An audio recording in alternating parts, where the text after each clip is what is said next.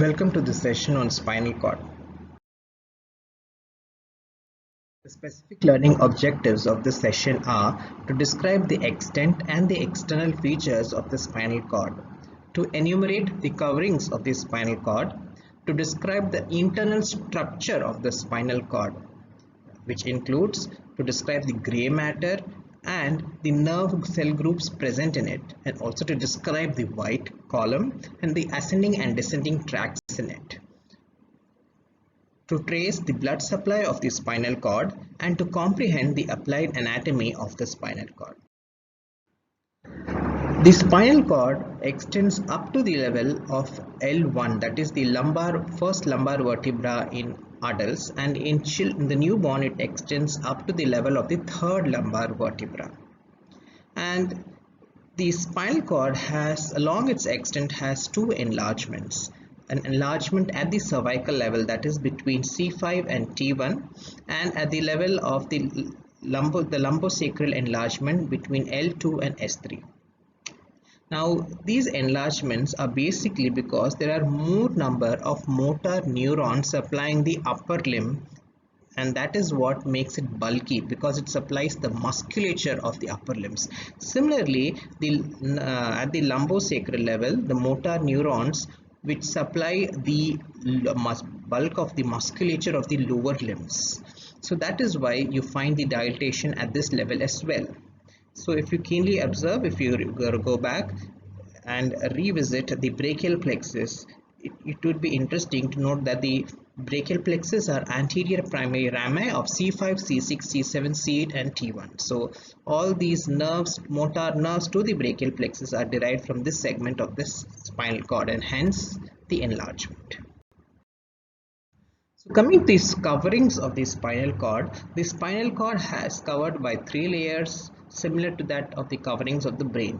That is the pia mater, the innermost layer, the arachnoid matter, which is the middle layer, and the outermost layer, which is the dura mater. The cerebrospinal fluid is present between the arachnoid matter and the pia mater, that is in the subarachnoid space. Now the pia mater has a few extensions. So the extensions of the pia mater are the subarachnoid septum, the ligamentum denticulatum, the linea splendens, and the filum terminale. The subarachnoid septum extends from the dorsal surface of the spinal cord to the arachnoid mater. Now this is a cross section of a spinal cord which you are witnessing. The linea splendens is an extension of the pia mater which extends into the anteromedian fissure. Now this space or gap here is what is called the anteromedian fissure. And then you have something called the ligamentum denticulatum. Now this ligamentum denticulatum, it extends laterally between the anterior and posterior nerve roots. Now this is the anterior nerve root and this is the posterior nerve roots, which together join to form a spinal nerve. So this process of the pia mater, which is the ligamentum denticulatum, it extends from the lateral surface between the anterior and the posterior nerve roots to the inner surface of the dura mater at the point of emergence of the spinal nerve. So this is the point where the spinal nerve emerges. So this is the extension of the ligamentum denticulum, which acts as a very important landmark for neurological surgeries when cordotomy has to be performed. Cordotomy is cutting of the cord, especially done for intractable pain or pain which is not relieved otherwise. So this is the actual photograph of the ligamentum denticulatum. These are the spinal nerves emerging, and this ligament here is the ligamentum denticulatum. And then coming to the last extension of the pia mater, which is otherwise called the filum terminale. So this filum terminale is the downward extension of the pia mater. The conus medullaris is the conical end of the spinal cord, right? So from this conical end, the pia mater extends downward. So this downward extension of the pia mater is what is called the filum terminale. Filum terminale is in turn classified as filum terminale internal and filum terminale externum. Phylum terminale internum is the part of the phylum terminale which is present within the dural sac, and the phylum terminale externum is that which is present outside the dural sac. And if you observe this, there's something called lumbar cistern. Cistern is a space, right? So it's a subarachnoid space around the phylum terminale which becomes roomy and contains a pool of cerebrospinal fluid within it. And then now there's a specific term here which is called the spinal segment. If you observe the spinal cord, the spinal nerve emerges from the spinal cord by two roots, an anterior root and a posterior root, together joined to form a spinal nerve. Each root emerges in the form of a number of rootlets, right? So the part of the spinal cord giving origin to the rootlets of a spinal nerve constitutes a spinal segment. And please note that the spinal segment does not correspond to the vertebral segment. Now, there are 31 pairs of spinal nerves, of which 8 are cervical, 12 are thoracic, 5 lumbar, 5 sacral, and 1 coccygeal. Now the spinal segment, it lies above the numerical corresponding vertebra. So these spinal nerves, if you observe, they emerge out of the corresponding intervertebral space. However, the spinal segments, they lie above the corresponding, they don't exactly coincide with the similar vertebral level. So these spinal nerves have to travel, take a downward course in order to come out of the corresponding vertebral level. So we have another structure here which is called the cauda equina, which otherwise also means the horse tail. So what is this cauda equina? The nerve roots from the caudal part of the spinal cord take a vertical course to form a bunch of nerves. So these bunch of nerves, they resemble the tail of a horse, and hence it derives its name from that. And then we have a procedure here which is called the lumbar puncture. Now this is a diagnostic as well as a therapeutic procedure done in order to collect the cerebrospinal fluid. Now this is usually done by asking the patient to lie laterally, and the patient lies, so he's totally flexed, and he's flexed in order to increase the intervertebral space, and the needle then is introduced at the vertebral level L3 and L4.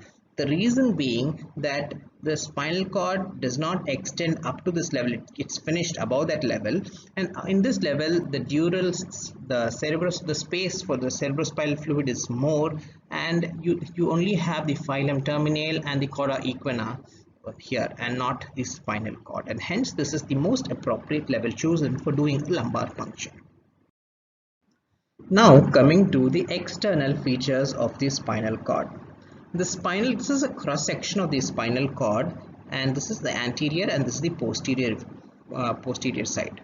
So anteriorly there's a fissure here which is called the anteromedian fissure, right? Fissure is nothing but a gap.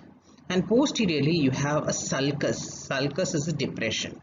So this sulcus is the posteromedian sulcus, and anteriorly this is the anteromedian sulcus.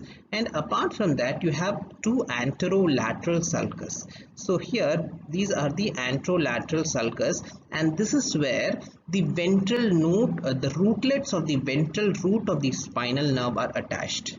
And you also have a posterolateral sulcus where the rootlets of the dorsal root or the sensory root of the spinal nerve emerges. Please note that the dorsal root is otherwise also called the sensory root, and the ventral root is otherwise also called the motor root of the spinal nerve. And before going in further, please get acquainted with certain terminologies. An axon is so this is a neuron here. A neuron has a nerve cell body, right, which is also called the soma, and it has an axon. The axon is otherwise also called a nerve fiber, right? So what is a tract, a fasciculus, or a lemniscus? All mean the same. A tract or a fasciculus or a lemniscus is defined as a collection of nerve fibers within the central nervous system which have the same origin, course and termination. So they are nothing but a collection of nerve fibers within the central nervous system. And what is a peripheral nerve? A peripheral nerve is nothing but it's a collection of nerve fibers outside the central nervous system.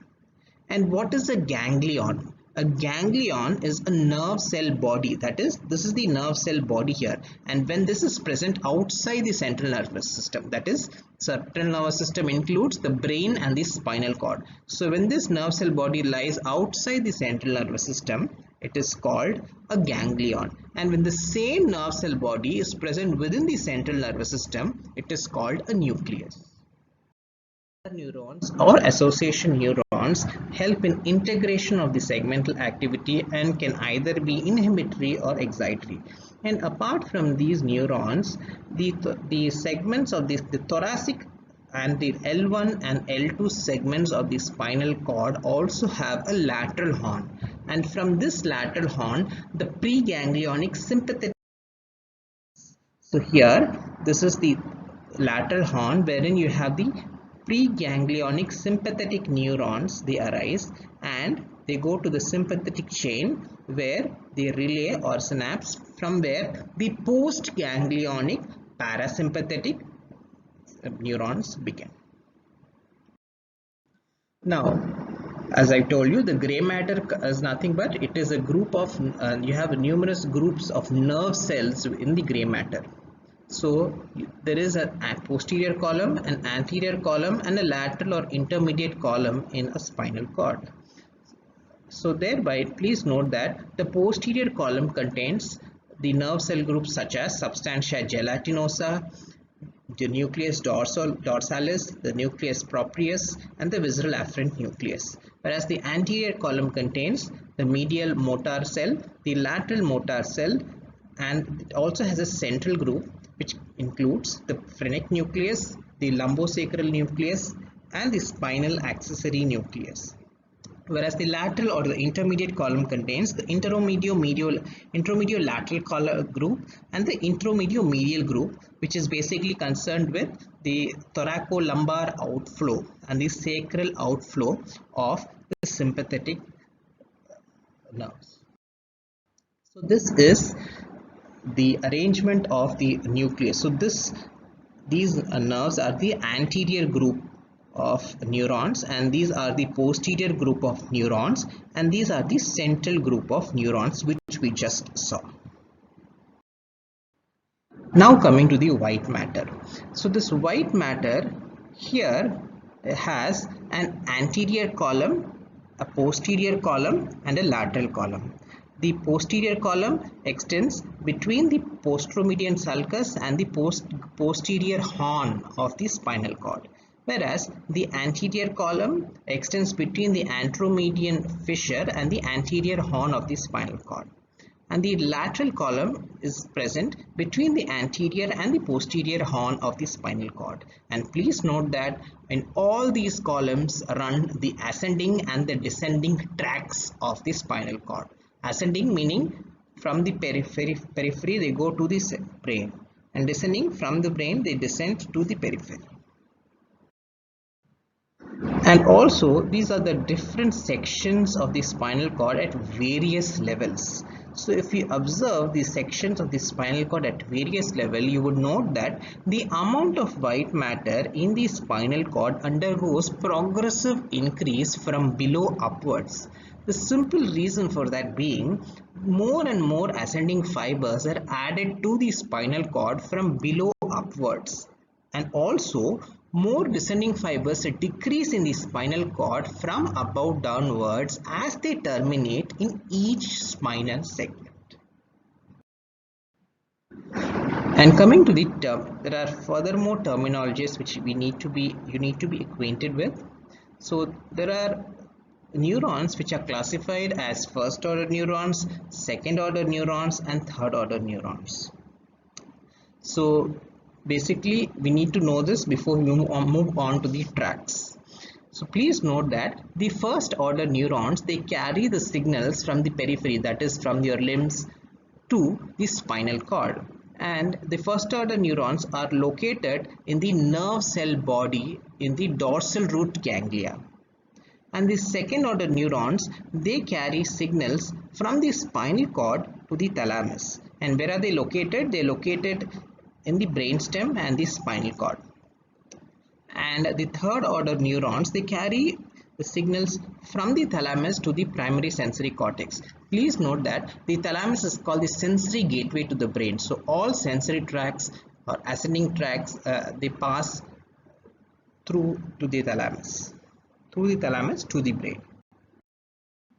Now coming to the ascending tracts, we have the fasciculus gracilis and cuneatus, which lie in the posterior column, with the fasciculus gracilis lying medial to the fasciculus cuneatus. And then we have the spinocerebellar tracts, which lie in the lateral column, the lateral white column, and there is also the spinothalamic tract.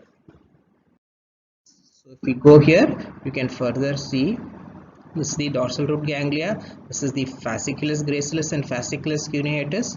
From there they reach the medulla, wherein you have the second order neurons, the nucleus gracilis and nucleus cuneatus. So here there is these are the internal arcuate fibers in the medulla, which make where they make a curve ventrally, and then they ascend further upwards as the medial meniscus, and then they reach the thalamus, the ventroposterolateral nucleus of the thalamus, and then they from the third order neurons, they project into the sensory cortex of the cerebrum.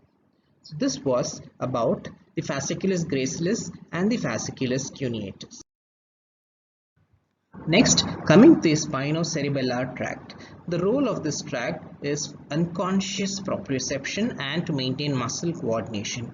Again here, the first order neurons lie in the dorsal root ganglia, and from there the second order neurons, they project into the nucleus dorsalis, which is present in the posterior gray horn of the spinal cord. Now from here onwards, there are two courses which the tracts attain. Now the spinocerebellar tract is classified as an anterior spinocerebellar tract and a posterior subspinocerebellar tract. Now we will first read of the anterior spinocerebellar tract. The anterior spinocerebellar tract, from the nucleus dorsalis, it crosses to the opposite side and it ascends in the anterolateral part of the white column, and then it ascends upwards and it passes through the superior cerebellar peduncle into the ipsilateral cerebellar cortex, that is the cerebellar cortex of the same side. Next, to the posterior spinocerebellar tract. Here similarly, from the axons of the nucleus dorsalis, now these axons, they ascend through the dorsolateral part of the white column of the same side. So please note that here they don't cross, they ascend on the dorsolateral white column of the same side, and again they pass through the inferior cerebellar peduncle. The anterior cerebellar tract, it passed through the superior cerebellar peduncle, whereas the posterior spinocerebellar tract, it passes through the inferior cerebellar peduncle. And however, ultimately both of these anterior as well as the posterior spinocerebellar tract, they reach the ipsilateral cerebellar cortex, that is the cerebellar cortex of the same. Next, coming to the spinothalamic tract. The spinothalamic tract again is classified into two.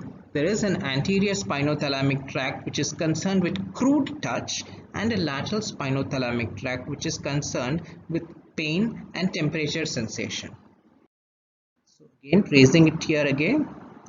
So from the dorsal root where the first order neuron lies, they go through the dorsolateral tract of Lissard into the substantia gelatinosa, which is the second order neuron, into the which lie in the posterior horn of the spinal cord. So please note that they cross to the opposite side, both the anterior and lateral spinothalamic tract.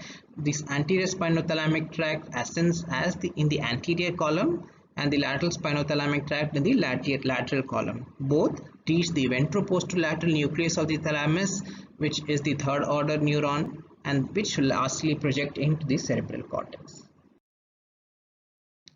So this was about the ascending tracts. Now coming to the descending, which are also called the motor tracts. Please note that the ascending tracts are the sensory tracts which bring about the sensory impulses, whereas the descending tracts are motor tracts which bring about action.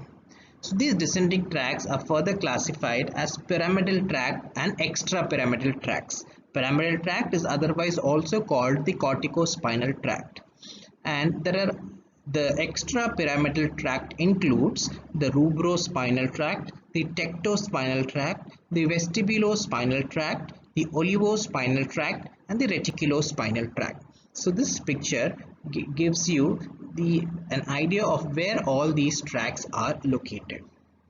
So this is the location of the anterior corticospinal tract and the lateral corticospinal tract. Right? The rubrospinal tract, the vestibulospinal tract, the tectospinal tract. So all these are the different locations of the tracts in the spinal cord.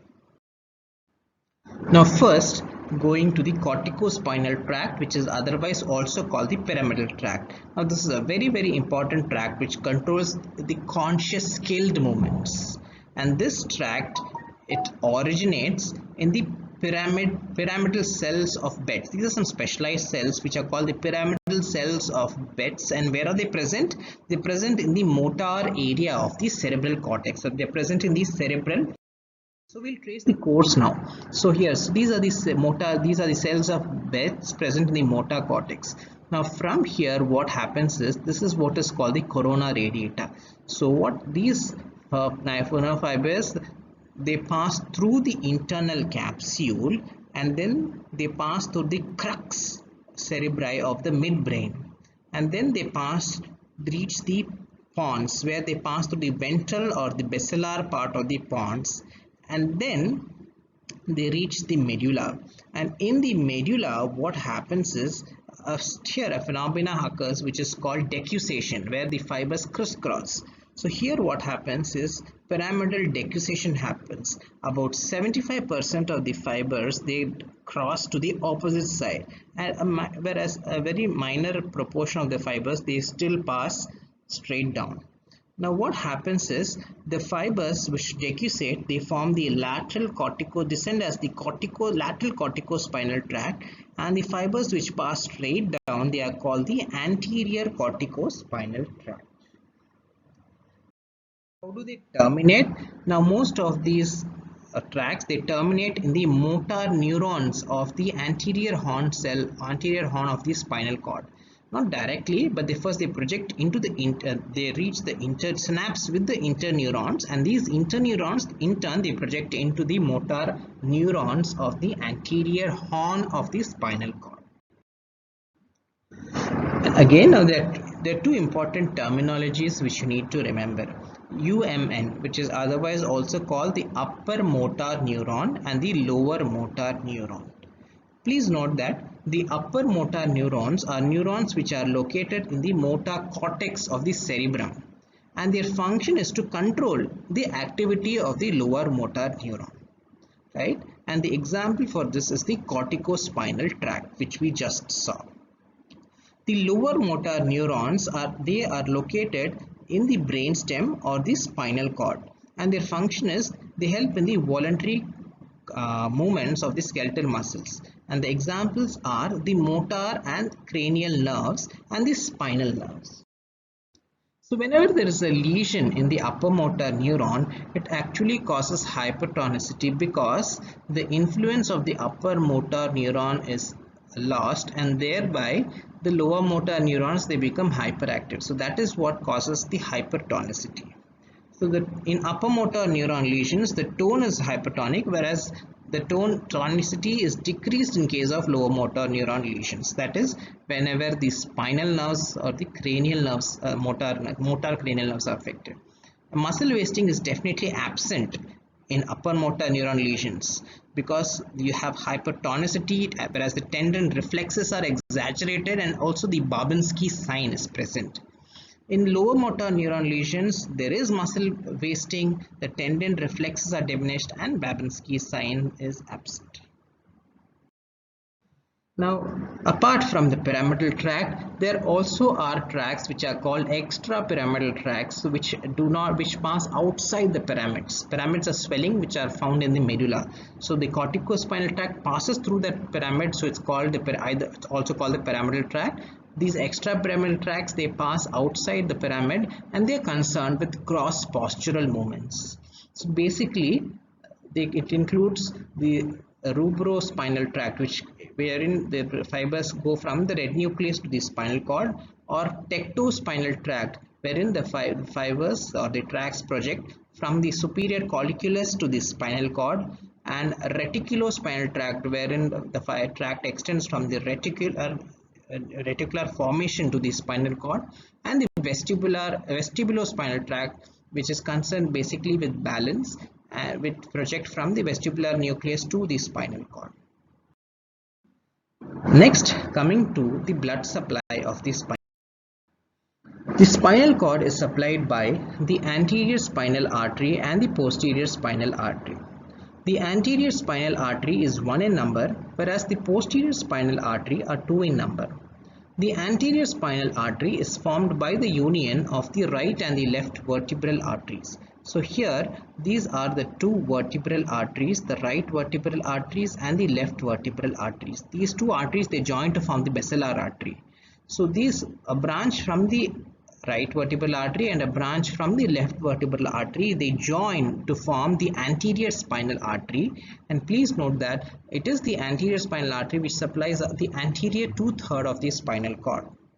And there are also posterior spinal arteries which arise either from the vertebral artery or from the posterior inferior cerebral artery, which is also a branch of the vertebral artery, and they supply the posterior 1/3 of the spinal cord. Now, apart from that, there are arteries which are called segmental arteries. These segmental arteries are spinal branches of the deep cervical artery, the ascending cervical artery, the posterior intercostal artery, the lumbar artery, and the lateral sacral arteries. Now, what do these do? Now, these segmental arteries, they reach the spinal cord so this is a segmental artery here, right? They reach the spinal cord as an anterior radicular artery and posterior radicular artery along the anterior and the posterior roots of the spinal nerve. They reach the spinal cord to reinforce the anterior and the posterior spinal arteries. So please note that the anterior spinal artery is present along the anteromedian fissure, and the posterior spinal arteries are located at the posterolateral sulcus of the spinal cord. And coming to the venous drainage, please note that there are 6 longitudinal venous channels, 2 median longitudinal and 2 anterolateral and 2 posterior. These venous channels communicate with the internal vertebral venous plexus. And to end with the applied anatomy, hemiplegia. Hemiplegia is the paralysis of one half of the body, both the upper limb and the lower limb. Quadriplegia includes the paralysis of all the 4 limbs. Monoplegia is the paralysis of one limb, and paraplegia is the paralysis of the lower extremities of the human body. Syringomyelia is a condition wherein the central canal of the spinal cord gets dilated, and thereby the lateral spinothalamic tract is usually involved, and which leads to loss of perception of temperature and pain. And there's also a condition which is called Tabes dorsalis, wherein the posterior white column of the spinal cord is involved. Now this leads to loss of sense of proprioception. So whenever we ask a patient to stand, he would keep both his legs wide, and he would have to see his legs in order to walk properly. So when he closes his eyes, he just falls down. So that is what this condition leads to. Lastly, we also have a condition which is called Brown-Séquard syndrome, which is caused due to the partial transection or cut or hemisection of the spinal cord. And what happens here? There is bilateral loss of pain and temperature sensation at the level of the injury, and there is contralateral loss of pain and temperature sensation below the injury, and there is ipsilateral loss of touch and proprioception at the level and below that level.